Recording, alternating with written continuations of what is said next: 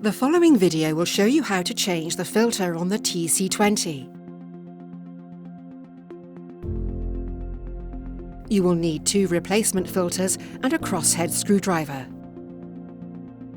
First, switch off the power to the TC20 and wait until it has reached room temperature for safety reasons.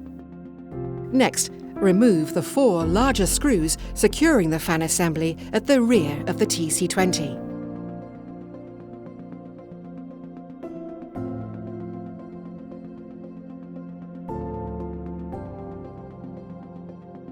Withdraw the fan assembly while taking care not to damage the wiring.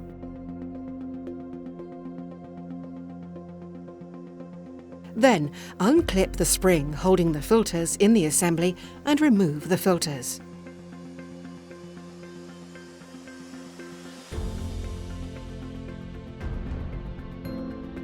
Place 2 new filter pads in the assembly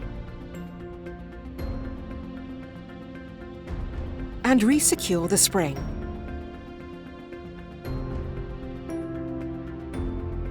Insert the fan assembly and wiring back into the unit. And finally, resecure the 4 screws.